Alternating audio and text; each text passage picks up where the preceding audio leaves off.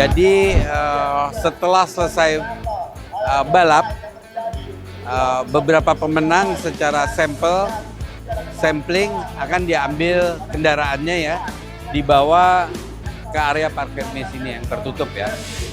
Kendaraan-kendaraan ini akan diperiksa sesuai regulasi ya. Jadi di belakang saya ini ada kelas 1200. Ini kendaraannya saya lihat dari sini ada Brio dan mungkin ada Agya juga ya. Jadi 1200 ini adalah grupnya grup N, mobil standar ya.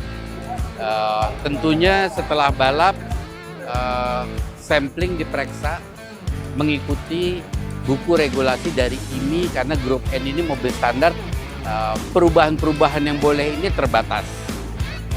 Contohnya di kendaraan 1200 ini yang boleh dimodifikasi adalah brake pad-nya di masing-masing rem ya. Jadi kalau depannya sudah disc brake pad-nya boleh diganti. Itu satu contoh ya. Namun kalau belakangnya tromol tetap harus pakai bentuknya yang tromol. Pad-nya juga boleh diganti. Itu salah satu contohnya. Detailnya ada di buku regulasi yang dikeluarkan oleh Ikatan Motor Indonesia. Detailnya apa di situ dirinci, yang boleh dan yang tidak ya. Kalau di mesin setahu saya hampir semuanya tidak boleh dimodifikasi.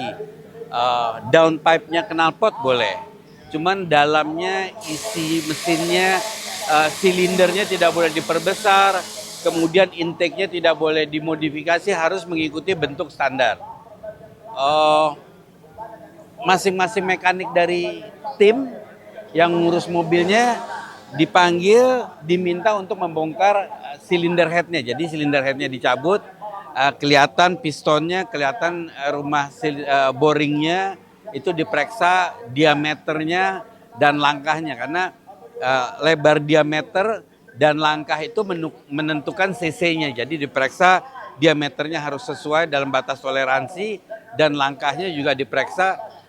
Langkah dikali diameter itu menentukan jumlah cc mesinnya. Itu tidak boleh dimodifikasi di luar batas yang toleransinya. Kemudian silinder headnya juga dicopot.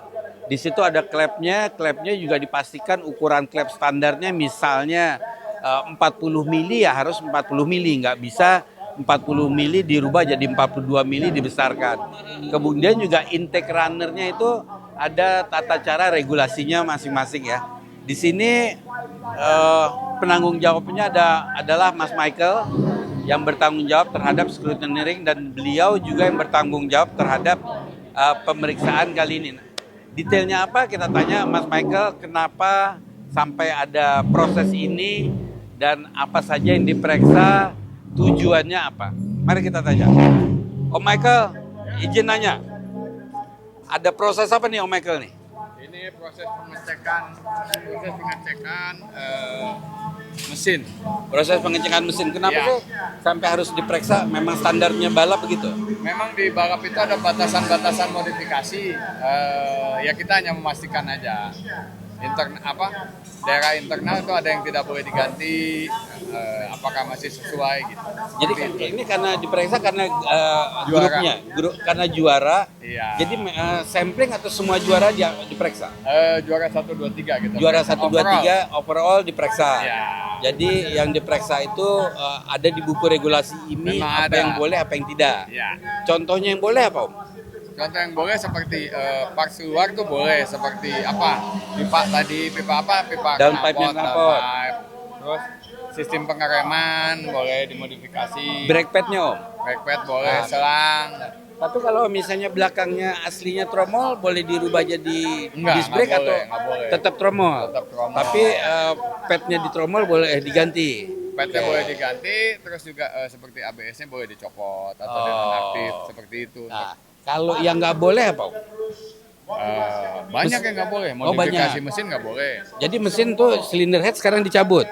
Ini dicabut, ini pemeriksaan setengah mesin. Jadi nanti kelihatan lebar boring sama terus langkahnya? packingnya, ya. Terus ketebalannya apakah berbeda, karena lebar boring dikali langkah itu menentukan jumlah cc-nya. Kalau intake-nya di dalam segala boleh di port Nggak and boleh. polish, nggak boleh, harus standar.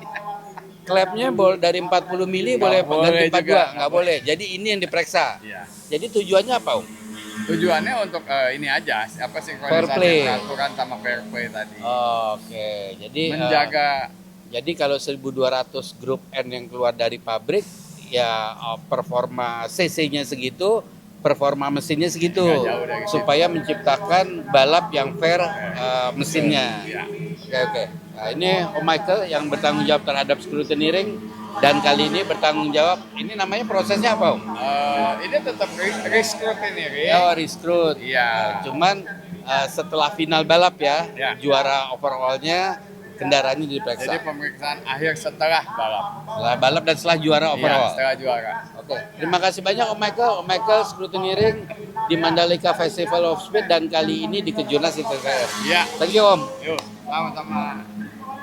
Jadi baru aja kita ngelihat di belakang saya pemeriksaan re-scrutineering untuk 3 kendaraan yang juara overall setelah setiap balap ya. Jadi Sabtu dan Minggu ini adalah balap juga. Race 2-nya, race 1-nya Sabtu, race 2-nya Minggu. Re-scrutineering pemeriksaan bahwa kendaraan yang dipakai balap ini sesuai dengan spesifikasi kendaraannya masing-masing. Sampai ketemu nonton Mandalika Festival of Speed dan Kejurnas ITCR. Nah, sekarang saya berada di garasi 000 yang dipakai untuk pemeriksaan kendaraannya. Jadi di belakang saya ada kendaraan Kejurnas ITCR 1500 cc. Jadi setelah selesai balap, kendaraan dinaikkan ke timbangan. Yuk kita lihat lagi, biar dekat. Kendaraannya dinaikkan ke timbangan, nanti ditimbang nih. Tadi waktu setelah selesai balap, pembalapnya beserta helmnya, equipmentnya dia ya, lengkap, baju balap, helm, masing-masing per orang sudah ditimbang. Setelah itu kendaraannya keluar dari Park Ferme, kendaraannya dibawa ke sini untuk dilakukan pemeriksaan bobot kendaraan. Jadi ini timbangan ada 4 di bawah roda ditimbang, nanti di alat itu keluar total berat kendaraan.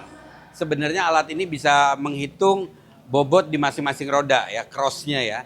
Cuman yang kita ambil totalnya. Jadi total orang ditambah total kendaraan itu dijumlahkan. Kenapa? Karena ada minimumnya di setiap kelas balap ya. Jadi di setiap kelas balap ditentukan minimum bobot kendaraan beserta pembalapnya. Setelah finish, berat pembalap dan kendaraan ini tidak boleh di bawah batas minimumnya ya. Kalau di bawah batas minimumnya tuh ada konsekuensinya. Jadi ditimbang apakah sesuai. Jadi waktu sebelum balap ditimbang pembalap, helm, perlengkapan balapnya, kendaraan dengan bensinnya. Setelah selesai balap, tentunya bensinnya berkurang ya, tapi berat minimumnya harus tetap tercapai, tidak boleh di bawahnya. Jadi ini mobil pertama yang juara-juara ya. Ini mobil kedua, kita sendiri bisa lihat alatnya. Alatnya timbangan dulu kami beli dari Long Acre, bisa dipakai buat mobil dan motor.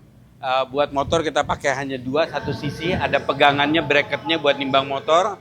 Kalau kendaraan kita pasang 4, buat 4 roda.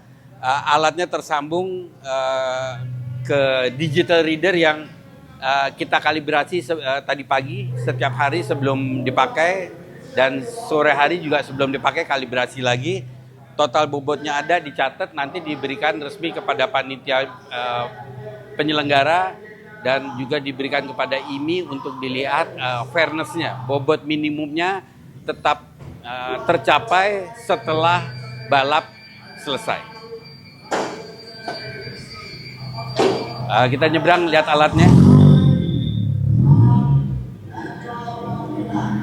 Jadi di sini nama kelas balapnya, ada nama pembalap, nomor kendaraan, kelas balapnya.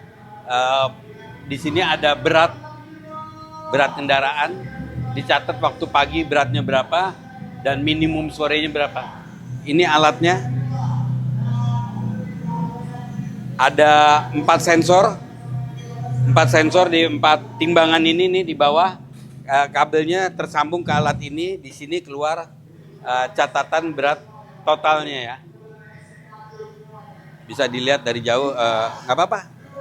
Ini total berat kendaraannya, kemudian dicatat nomor kendaraannya nomor berapa, berat setelah balapnya kendaraan ini berapa.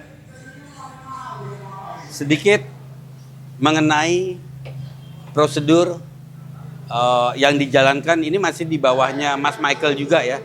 Jadi ini prosedur timbangan di bawahnya Mas Michael, scrutiny ring. Tadi kita sudah lihat post scrutiny ring, mesinnya diperiksa. Jadi itu adalah beberapa cara untuk menciptakan balapan yang fair, baik dari sisi berat kendaraan dan total, sebelum balap, setelah balap, dan kalau menjadi pemenang overall, 3 kendaraan itu diambil, diperiksa bahwa mesinnya juga sesuai regulasi. Jadi untuk menciptakan fair play di antara para pembalap di kelas yang sama.